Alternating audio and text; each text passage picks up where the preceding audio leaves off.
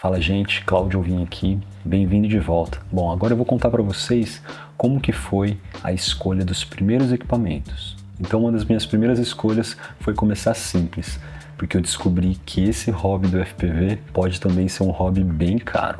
Como a maioria dos pilotos de FPV sugere por aí, a melhor coisa é você começar comprando um rádio controle que você possa conectar no seu simulador e ir praticando. Escolher o rádio vem mesmo antes de você escolher o drone que você vai usar. Bom, a minha escolha para o rádio foi essa aqui. É o Rádio Master Pocket e o protocolo de transmissão que eu escolhi foi o ELRS. As minhas escolhas iniciais foram muito confiando na experiência das pessoas que já estão nesse mercado há mais tempo. Então, me pareceu que o protocolo ELRS seria uma boa escolha, porque muita gente tem adotado ele nos últimos anos por alguns motivos. Ele é de código aberto, então várias empresas podem fabricar hardware compatível com ele, com esse protocolo. Isso faz o quê? Com que os preços para a gente melhorem também. E o porquê esse controlinho aqui, o Rádio Master Pocket?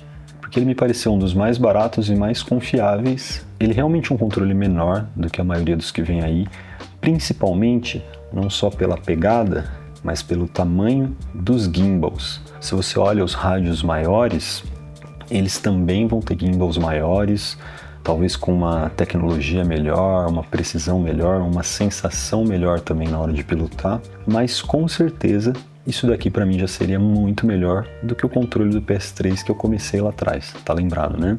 Qual que é uma vantagem desses controles da Rádio Master? Todos eles usam o mesmo sisteminha operacional, então muitas das configurações que você consegue fazer nos rádios maiores, você também consegue fazer aqui no rádio menor. Então naquela época eu imaginei que seria fácil, num segundo momento, eu fazer um upgrade para um rádio maior. Não tenho experiência de ter testado outros rádios, esse é o meu primeiro rádio, a primeira marca de rádio que eu tenho, mas eu posso dizer que eu estou muito contente com o Rádio Master. Nunca tive problema com transmissão, nunca voei muito longe também, a minha ideia não é fazer voos de longa distância, mas para os voos que eu tenho feito até hoje, esse controlinho tem me suprido muito bem. Beleza, escolhi o rádio, enquanto o rádio não chegava, eu voava com o controle de PS3 e eu ia pesquisando quais as possibilidades de drone que eu teria para comprar. Uma escolha que eu já tinha feito é que eu ia comprar um drone pequeno. Outra escolha crucial nesse meu começo foi entre os sistemas de transmissão de vídeo. A gente tem duas diferenças básicas iniciais, que é o quê? Um drone com uma câmera analógica ou um drone com uma câmera digital. Inicialmente, os primeiros drones eram todos com câmera analógica. E aí vale uma boa indicação. Tem um documentário muito legal falando sobre a origem do FPV. Vou deixar o link aqui para vocês assistirem. Confere lá que está na descrição. Então dá para conferir nesse documentário que os drones FPV começaram com câmeras analógicas e conforme a tecnologia foi se desenvolvendo nessa última década e barateando algumas coisas e também diminuindo o tamanho dos componentes, foi possível colocar também câmeras digitais nesses drones. Mas obviamente os sistemas de vídeo digital são um pouquinho mais caros que os sistemas analógicos. Como a minha ideia era ir aos pouquinhos, aqui eu também fiz a escolha pela opção mais simples e mais barata, que era o sistema de transmissão analógico. Bom, eu sabia que eu ia para o analógico, eu já tinha o rádio escolhido, só faltava escolher o drone. De todas as opções que eu pesquisei e vi as avaliações, uma que me chamou muita atenção foi esse droninho aqui, que é o Flywoo Nano Baby V2. E para ser um pouco mais específico, ele é um formato que eles chamam de Dead Cat, porque ele é o quê? Ele não é tão simétrico, o X. Esses bracinhos da frente, eles são um pouco abertos. O que é legal desse drone? Ele é muito pequenininho, parece um brinquedo mesmo, bem levinho. Se você bate ele na parede, bate em algum móvel, alguma coisa, dificilmente ele vai causar muito dano. Com esse drone eu comprei essas baterias que são indicadas pela Flywoo, da própria Flywoo mesmo, que são 1S. Então os drones eles são meio que categorizados assim pelo tamanho de bateria também. De uma célula, duas células, 4 células, 6 células, 1S, 2S e assim vai. O tamanho da bateria, de certa forma, está relacionado com a potência dos motores que você vai usar, consequentemente o tamanho do drone que você usa, consequentemente a velocidade que esses bichinhos chegam. Uma coisa super importante, esses drones, eles voam um pouquinho, então 6, 7 minutinhos no máximo já é um tempo muito bom com um drone desse. Quando as baterias estão novas, você consegue chegar ali 6, 7 minutos com uma bateria dessa nesse droninho aqui. Então, essa foi minha escolha. Flywoo Nanobaby V2 analógico, que é um pouquinho mais leve, e Dead Cat, que tem essas duas perninhas viradas para trás.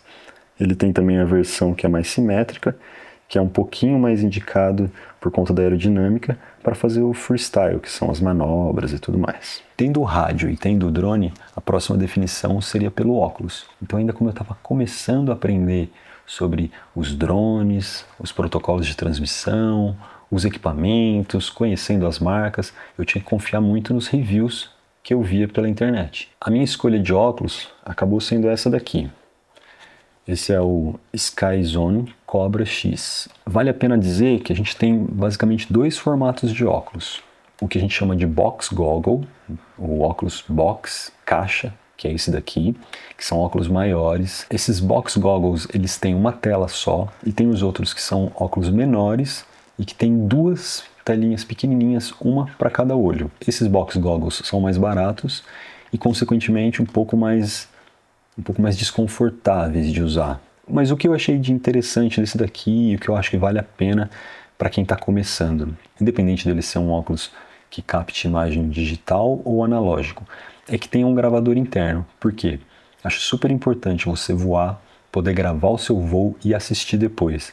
Assim você faz uma autoavaliação e vê aonde você pode melhorar. E aos pouquinhos você vai vendo a sua evolução. Falando mais especificamente desse óculos aqui, o que é interessante, ele tem um módulo que é removível, que dizem que até é um módulo bem interessante esse daqui, um módulo analógico. É um Skyzone SteadyView V3.3. E ele tem, como a maioria dos óculos analógicos, as antenas removíveis. Essas aqui são as próprias antenas do kit. Eu acredito que eu possa melhorar a recepção do sinal dele se eu colocar antenas mais potentes aqui.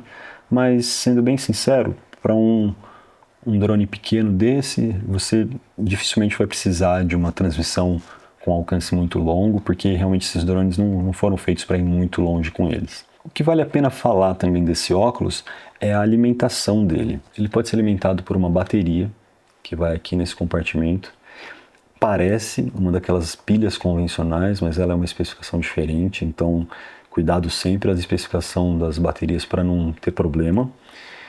Mas ele pode ser também alimentado pela porta USB. E é a minha escolha. Eu geralmente uso esse óculos alimentado num power bank. Então eu jogo o power bank no bolso, passo um cabo do power bank para cá e eu rodo bastante tempo. Outra coisa interessante desse óculos aqui é que ele tem uma entrada HDMI. O que é interessante disso? Você pode conectar ele na saída HDMI do seu computador e já ter uma visão um pouco mais imersiva, uma experiência um pouco mais imersiva de como seria voar um drone FPV. Sendo bem sincero, eu fiz isso e para mim não rolou legal. Por quê? Me deu muita dor de cabeça. Quando eu voo o drone de verdade na rua, eu não sinto diferença nenhuma. Mas no simulador, não sei se é porque eu estou sentado, parado, não estou tendo a sensação espacial de estar em algum lugar voando, eu sinto muita dor de cabeça, quase como se fosse uma náusea, assim, como se fosse um enjoo mesmo. Eu acabo perdendo a concentração do que eu estou tentando aprender ali, do que eu estou tentando praticar no simulador, de tão desconfortável que é para mim. Mas na vida real, voar os droninhos na rua, para mim é tranquilo, não tenho nenhum incômodo. Então é isso, essas foram as minhas escolhas iniciais. Eu estava na expectativa dos brinquedinhos novos chegarem, e enquanto isso eu ia lá praticando no controlinho do PS3 e no simulador. Fica de olho nos próximos vídeos que eu vou contar um pouquinho como que foi a minha experiência quando chegaram esses equipamentos de botar o drone para voar de verdade.